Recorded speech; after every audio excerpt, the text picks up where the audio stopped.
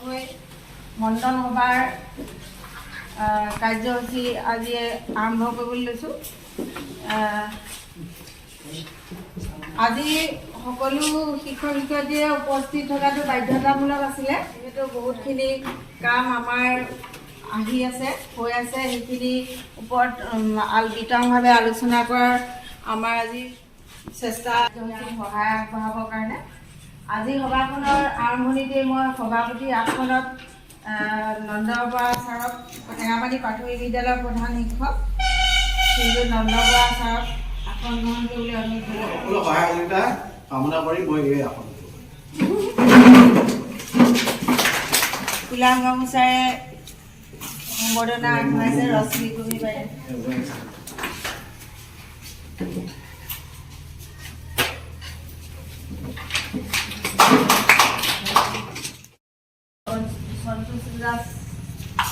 ছাৰক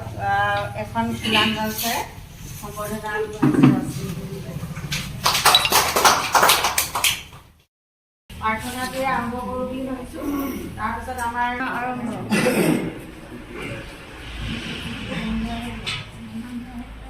নাম লোৱাৰে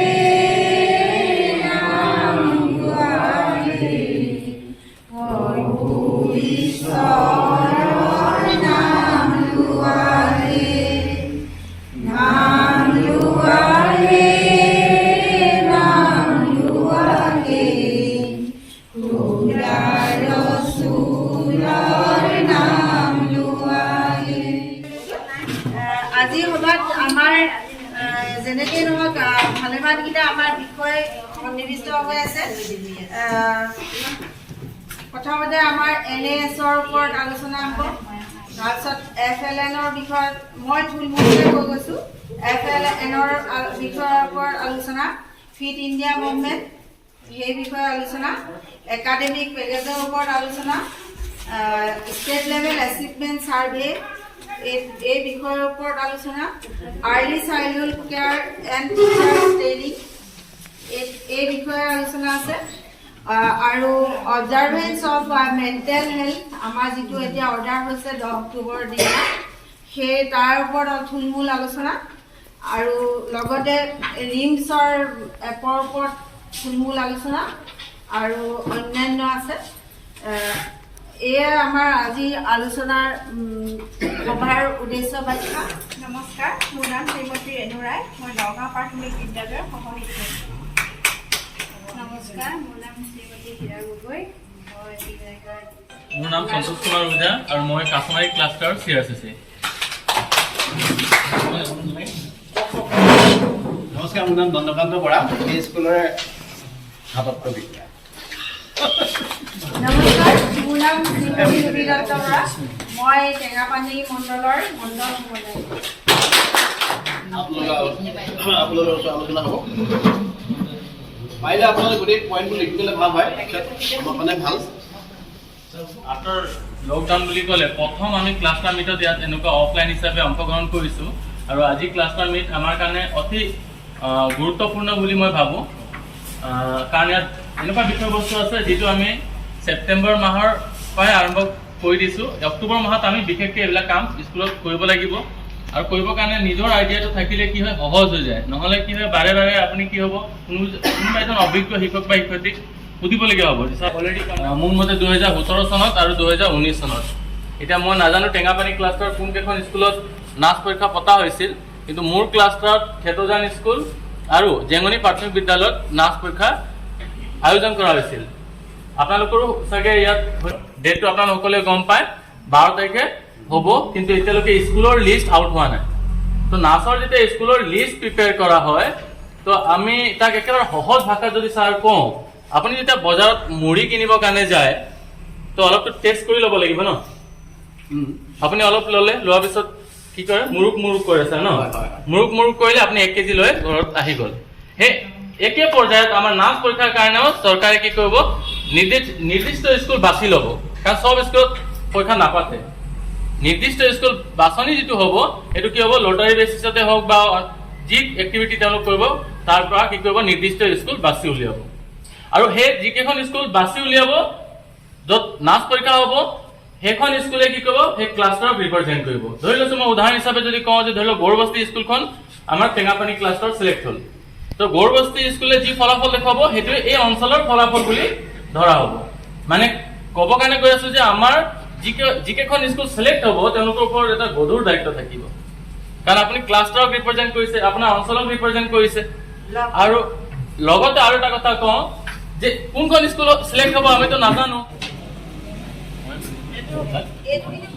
0 to 8 years লৈকে ল'ৰা ছোৱালী যেতিয়া থাকে বিশেষকৈ আমি ক'ত গুৰুত্ব দিব লাগে লিটাৰেচি এণ্ড নিউমেৰেচি আমি ল'ৰা ছোৱালী ভাষা শিকাব লাগিব আৰু ল'ৰা ছোৱালী কি কৰিব লাগিব গণিতৰ যিবিলাক বেছিক ধাৰণা দিব লাগিব এতিয়া কথা হ'ল আমি ইতিমধ্যে আলোচনা কৰি আছিলো যে যেতিয়া আমাৰ এই ফাউণ্ডেশ্যনেল লিটাৰেচি নিউমেৰেচি ট্ৰেইনিং হ'ব তো প্ৰথমতে আমাৰো পৰীক্ষা কৰিব যে আমাৰ বেছিক নলেজ ইয়াৰ আছে নে নাই and how to teach Finland এডুকেশ্যনৰ ক্ষেত্ৰত মানে বেষ্ট চিষ্টেম আছে তাত ফিনলেণ্ডত আমেৰিকাত নাই চিন্তা কৰক ফিনলেণ্ডত কিন্তু প্ৰায় বস্তু এনেকুৱা কিতাপ নিদিয়ে কাৰণ এইটো ইনভাইৰনমেণ্ট পলিউট কৰাৰ নিচিনা হয় তাত চব বস্তু ডিজিটেল ল'ৰা ছোৱালী আজি গ'ল লেপটপ লৈ কিনে জিপিএছত স্মাৰ্ট বৰ্ডত মই কিবা লিখিলো ল'ৰা ছোৱালী যিটো লেপটপ আছে তাতো ওলাই গ'ল ল'ৰা ছোৱালী আকৌ লিখিবলগীয়া হোৱা নাই এনেকুৱা মেকানিজম ডেভেলপ হৈ গৈছে India movement India movement primary লেভেলত কৰিলে গাৰ্জেনক দিয়াৰ পাছত সেইখিনি আপোনালোকে ধুনীয়াকৈ ষ্টেট কৰি তাত আপোনালোকে মন্তব্য তাত মাৰ্কছ নাছিলে মই শিকাইছিলোঁ আপোনালোকক মন্তব্য দিবলৈ আপোনালোকৰ এটা সুবিধাৰ কাৰণে মন্তব্য এটা দি থ'ব যে একেবাৰে নোৱাৰাজন প'ৰ গুড ভেৰি গুড এনেকুৱাবিলাকে দিব বুলি শিকাইছিলোঁ মোৰ নিজৰ ফালৰ পৰা সেইবিলাক আপোনালোকে ধুনীয়াকৈ চাই ল'ব আৰু ছেকেণ্ডটো আহি আছে আপুনি ধৰি লওক বাইদেউ আপোনাৰ হেডক বা মেণ্টৰক দিলে 7 তাৰিখে এইখিনি পেকেজ কিন্তু আপোনাৰ হাততো 7 তাৰিখে নপৰে আপোনাৰতো ক্লাছ ৱাইজে পৰিব ন আপুনি ধৰি লওক বাহিৰৰ পৰা হেড বাইদেউৰ পৰা আপুনি সৰল এটা উদাহৰণ হিচাপে কৈছো 7/9/2021 চনত আপুনি মেটেৰিয়েল কালেক্ট কৰিলে আচ্ছা সেইখন হেডে মেইনটেইন কৰিব হেডৰ হেড মই 7 তাৰিখে পালো বাইদেউ কোনদিনা পাইছিলে লগত এচিষ্টেণ্ট টিচাৰ কোনো মতলব নাই আপুনি যোনদিনা পালে আপোনাৰ দায়িত্ব আৰম্ভ হৈ গ'ল ঠিক আছে কাৰণ এতিয়া ধৰি লওক মই এডজাষ্ট কৰিব ডিষ্ট্ৰিবিউট সমূহীয়াভাৱে হ'ব পাৰে হা মেকানিজম কি হ'ব মই নাজানো কিন্তু আপোনাৰ যিটো বস্তু সেইটো কেতিয়া ডিষ্ট্ৰিবিউট হ'ল সেইটো ডেট আপোনাৰ ৰেজিষ্টাৰ থাকিব লাগিব আপোনাৰ ডায়েৰীত থাকিব লাগিব আপুনি গম পালে যে হেড বাইডে কৰিলে ডিষ্ট্ৰিবিউট নো ডাউট 9 তাৰিখে আপোনাৰ মেটেৰিয়েলছ ডিষ্ট্ৰিবিউট হৈ গ'ল মানে ল'ৰা ছোৱালীক দি দিয়া হ'ল ঠিক আছে 9 তাৰিখলৈকে বহি 9 তাৰিখলৈকে আপুনি একো কৰিবই নোৱাৰিব এতিয়া আপুনি কি কৰিলে 7 তাৰিখে কালেক্ট কৰিলে 9 তাৰিখে ডিষ্ট্ৰিবিউট কৰিলে ইয়াৰ মাজত ধৰি লওক আপুনি যিটো সময় পাইছে আপোনাৰ ভাগত পৰিছিলে ক্লাছ 4 ন ঠিক আছে তো আপুনি ইয়াত লিখিলে serial number name of the student এই ফৰমেটটো লিখি লওক মানে সিস্টেমেটিকলি আমাক নেম অফ দ্য ষ্টুডেণ্ট লিখিলে ইয়াত লিখিলে ডেট ক্লাছো লিখি ল'ব পাৰে ইয়াত ইম্পৰ্টেণ্ট কথা আহিব ইয়াত আহিব লাৰ্নিং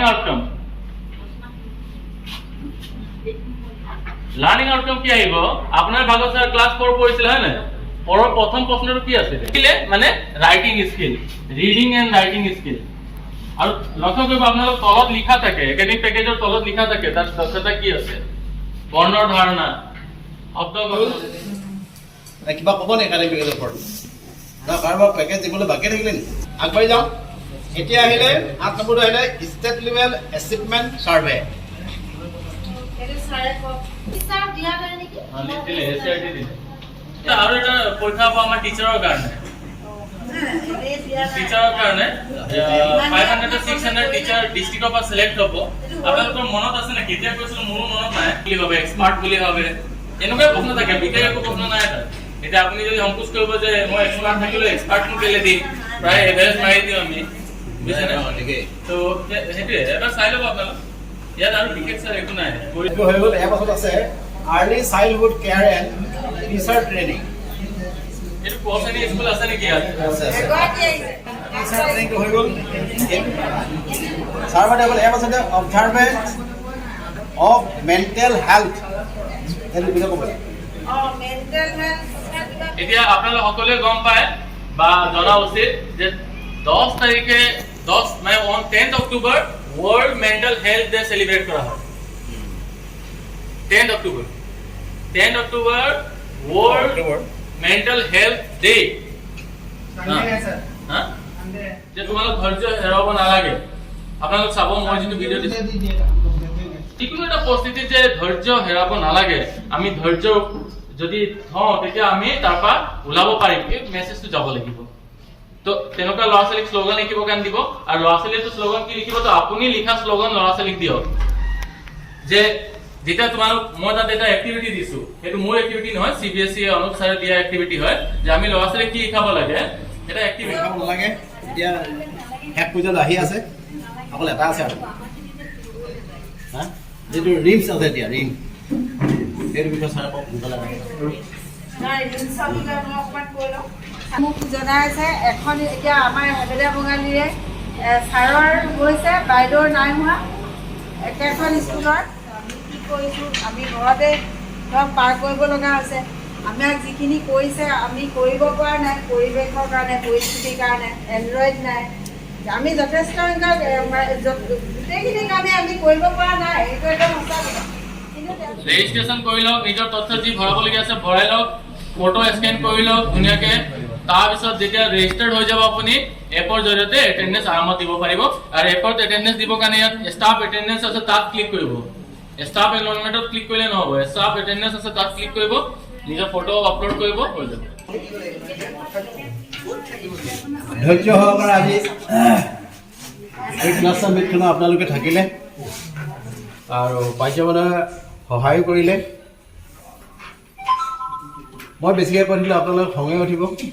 ভোক লাগিছে যিহেতু হয় না গতিকে মই বেছিকৈ নকওঁ আপোনালোকৰ যিমানখিনি ধৰক আজি এই সভাত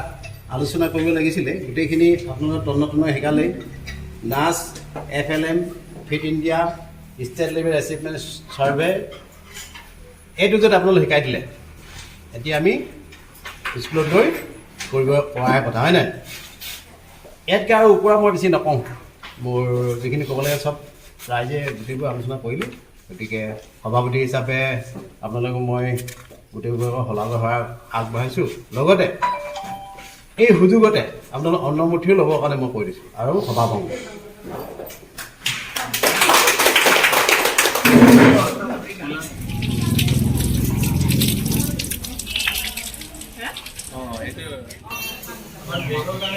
নহয় অকণমান